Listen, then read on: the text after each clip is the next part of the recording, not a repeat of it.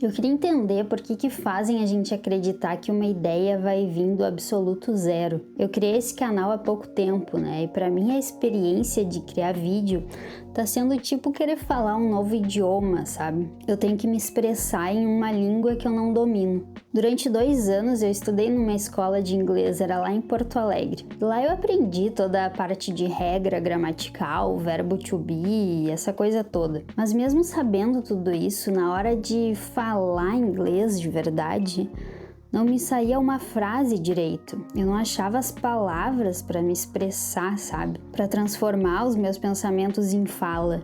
E isso era porque me faltava vocabulário. Meu vocabulário era raso. Aí quando eu fui estudar a criação de vídeo, eu comecei do mesmo jeito. Fiquei viciada em assistir tutorial, onde posiciona a câmera, qual é o melhor ângulo, a cor, a edição, onde é que eu ponho a luz, como é que eu ilumino. Aí eu aprendi um monte de técnicas, só que eu não tinha ideia do que dizer. Tava me faltando a tal da criatividade. E como eu estudava um monte e as ideias não brotavam, eu só achava que eu não era criativa. Porque na minha cabeça era isso, a pessoa nascia criativa, aí ela tava lá vivendo e do nada brotava uma ideia na cabeça. Até que eu entendi que eu tava cometendo o mesmo erro de quando eu fui aprender inglês. Tava me faltando repertório, só que aqui não de palavras, mas de arte.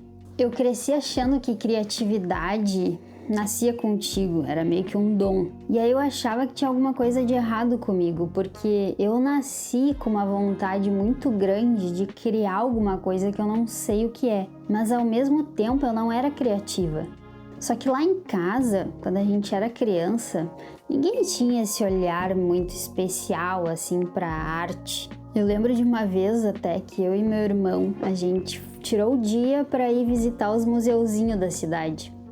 Eu cresci em São Leopoldo, São Léo como a gente chama, fica ali na região metropolitana de Porto Alegre. Lá tem 3 museuzinhos, daí a gente foi visitar cada um deles. Até acho que a gente foi as primeiras pessoas da família que pisou nesses museus. E o engraçado é que eu cheguei lá e eu não sabia o que fazer lá dentro. Até fiquei olhando as coisas com cara de interessada e tal.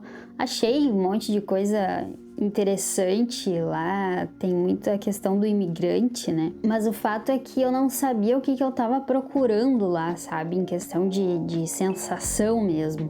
A coisa toda mudou pra mim quando eu conheci o Arthur Miller. O Arthur, sem dúvida, é o cara mais criativo que eu já assisti no YouTube brasileiro. Eu me encantei com as ideias dele logo no primeiro vídeo. Só que conforme eu fui consumindo o conteúdo dele, uma coisa que mais me chamou a atenção foi o quanto ele conhecia sobre arte. Ele cita tudo que é artista, pintor, escultor, cineasta, músico, compositor, tudo de uma forma tão natural, sabe? Ele cita as obras e histórias de Werner Herzog, Tom Sachs, Picasso e um monte de nome que eu nunca tinha ouvido na minha vida, tudo como se fosse as histórias assim de uns primos dele, sabe?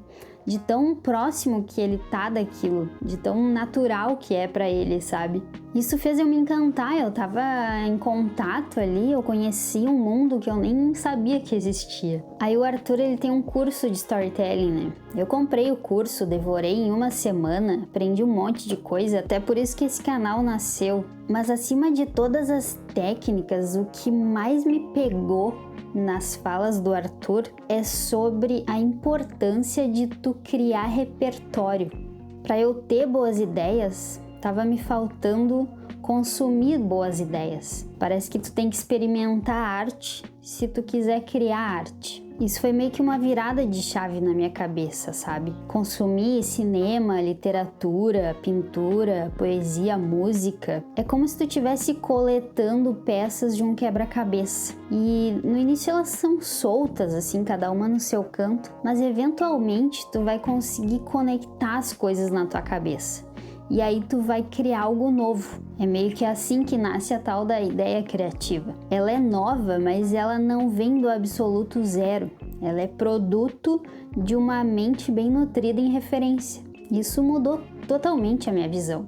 Esses dias eu até estava vendo um vídeo de um criador chamado Dylan Johnny. Ele estava falando sobre o quanto os clássicos de ficção são melhores do que os livros de autoajuda para realmente ajudar as pessoas. No argumento dele, enquanto um livro de autoajuda te dá uma frase rasa e solta, vou usar até o exemplo que ele usou, a frase "seja resiliente", que a gente encontra em tudo que é livro de autoajuda. O clássico de ficção, ele te faz experimentar a vida de um personagem que está sofrendo, mas que de alguma forma ele encontra um jeito de superar aquele sofrimento. E assim tu experimenta, tu tem contato com um exemplo forte de resiliência na prática, na vida de alguém.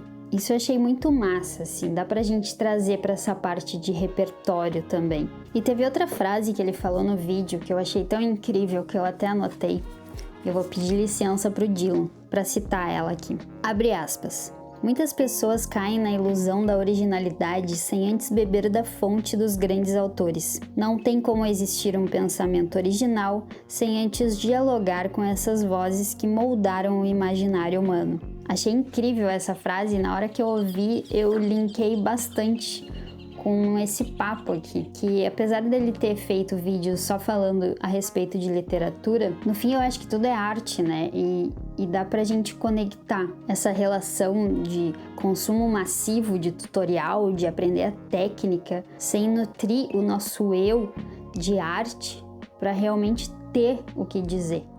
Então eu comecei a consumir arte desde o ano passado. E assim, eu não sei se as ideias que eu tô tendo são boas. Isso aí é outro papo. Mas a moral é que, eu tô tendo ideia, sabe? Então eu acho que isso já é um começo, né?